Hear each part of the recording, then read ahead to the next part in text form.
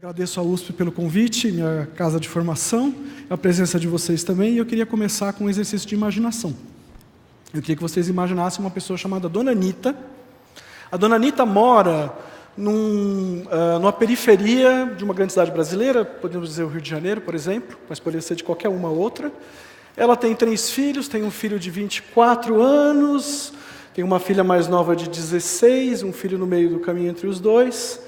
Ela, como a maior parte dos brasileiros, é negra e ela é católica, mas frequenta às vezes o culto da igreja evangélica do bairro dela, porque acha interessante também.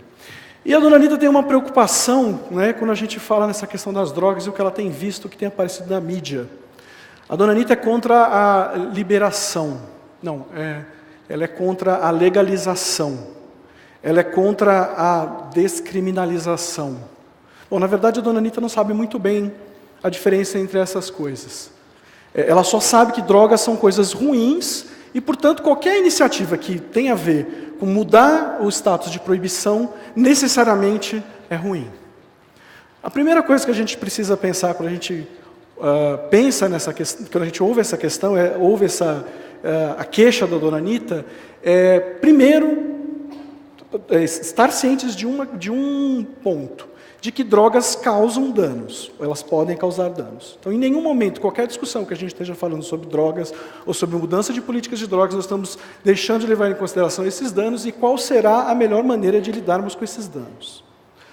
O outro ponto é a gente entender do que nós estamos falando quando estamos falando sobre descriminalização.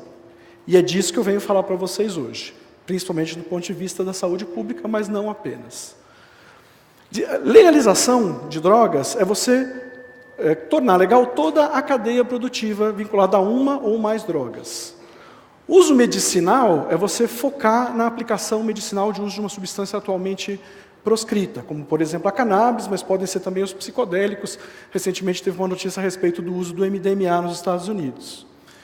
A descriminalização, da maneira que a gente está colocando aqui, é você retirar da esfera criminal, da justiça, do ponto de vista criminal, a questão do uso de drogas. O uso de drogas deixa de ser uma questão penal. Ela pode ser uma questão de saúde, ela pode até ser punida com questões administrativas, com multas, com sanções administrativas, como acontece em outros lugares, mas ela deixa de ser uma questão de crime. Essa é a definição. Quando se fala de descriminalização, muitas pessoas pensam no exemplo de Portugal, que fez um processo de descriminalização no começo desse século. Na verdade, poucas pessoas sabem, mas atualmente, na América do Sul e na Europa Ocidental, a descriminalização ela é mais a regra do que a exceção. Isso significa que, nesse caso, os usuários deixam de receber sanções penais, deixam de ser uma questão de tribunal e passa a ser uma questão de saúde, da assistência social. O tráfico continua proibido. Então esse é um ponto importante para a gente entender do que a gente vai falar a partir daí, tá certo? A partir daí, a Dona Anita tem algumas dúvidas, né? Essas dúvidas incluem, por exemplo, a ideia de que, bom, a partir do momento que eu tiro a sanção, essa sinalização pública de que é ilegal, o uso necessariamente aumentaria. Outra impressão que ela tem é de que se isso acontecesse, aconteceriam mais acidentes de trânsito, porque as pessoas usariam mais drogas.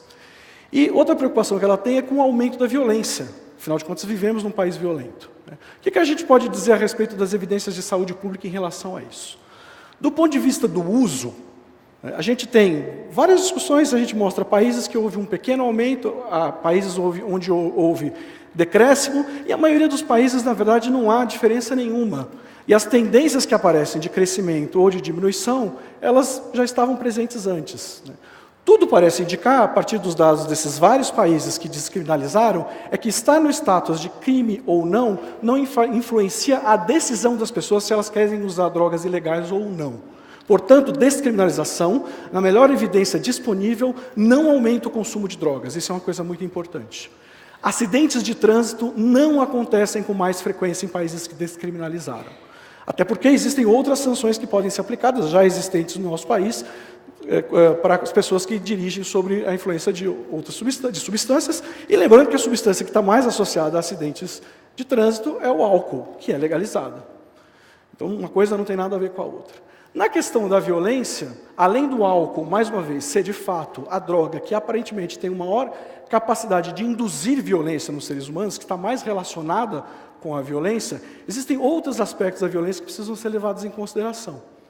Um deles, por exemplo, é a violência da pessoa no processo de comprar a substância ilícita.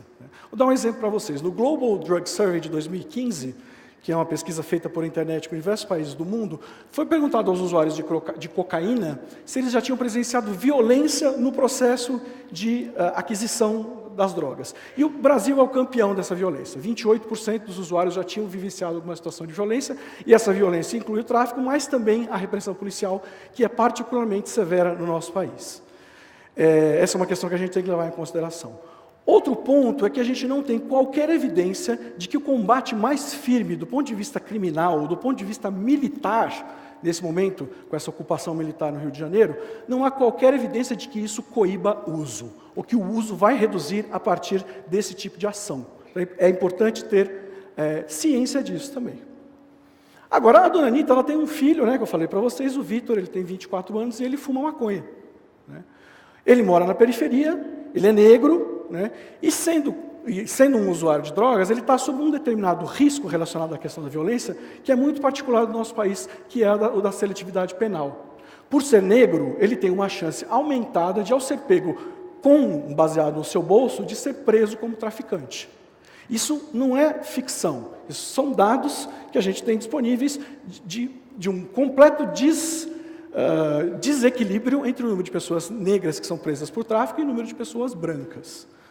E isso, entre outras coisas, é responsável por grande parte desse processo de encarceramento em massa que tem acontecido no nosso país.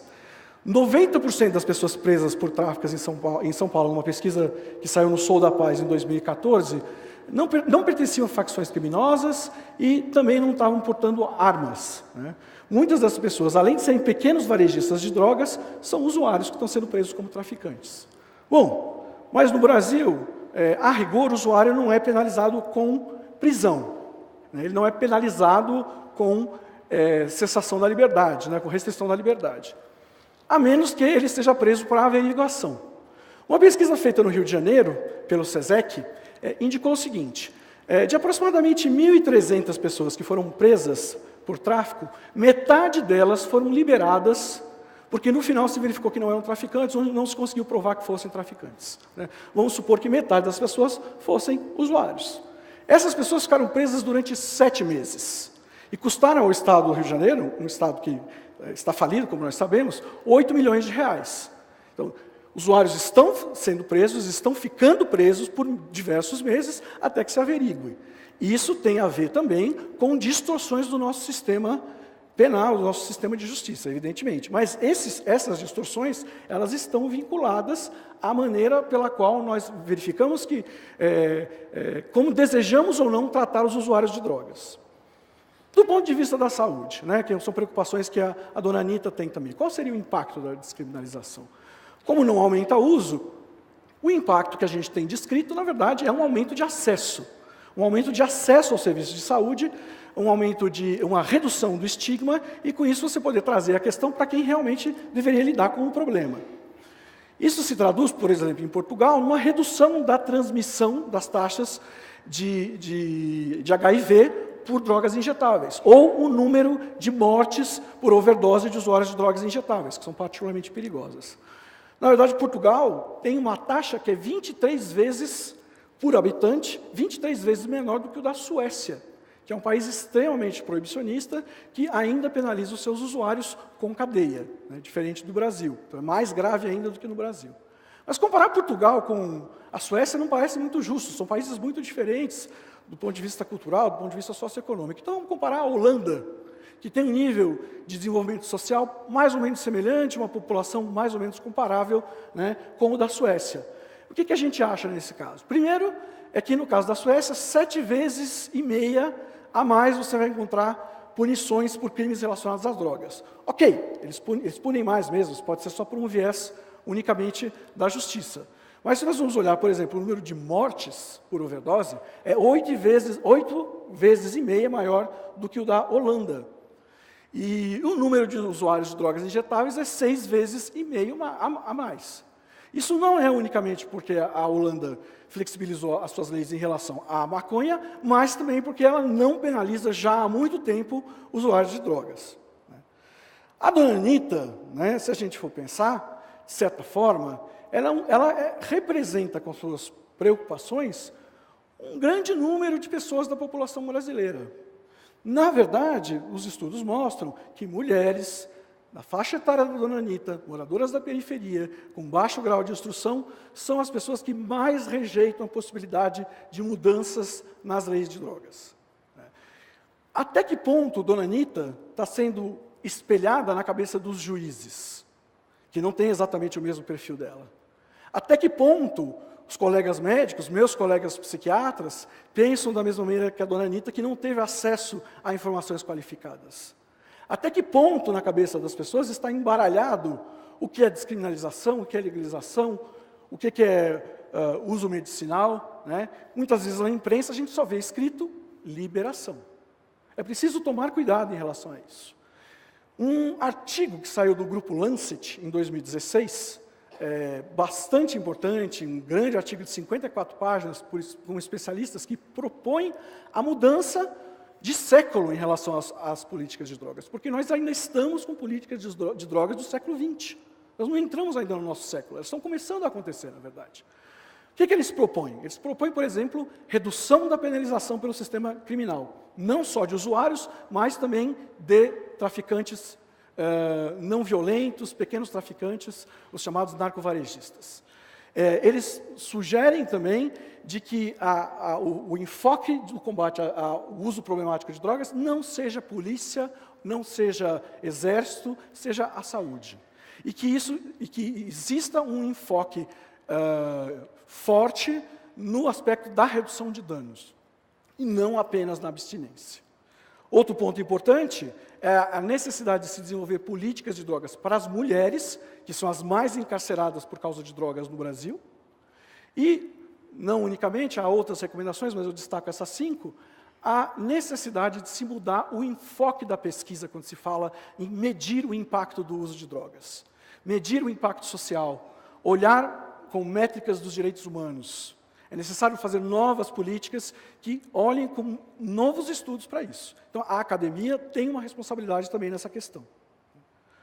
A pergunta final da dona Anitta em relação a isso, depois da gente trazer todos esses dados, eu já ouvi essa pergunta muitas vezes, você está falando de Portugal, um país pequeno, você está falando da Suécia, um país, né, ele não é comparável ao Brasil, a Holanda.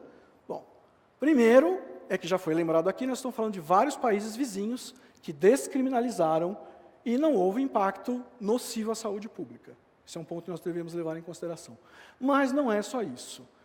Quando a gente pergunta, o nosso país está preparado para isso? A grande pergunta é, o nosso país está preparado para ser um dos únicos países no continente que ainda trata o usuário de drogas como criminoso?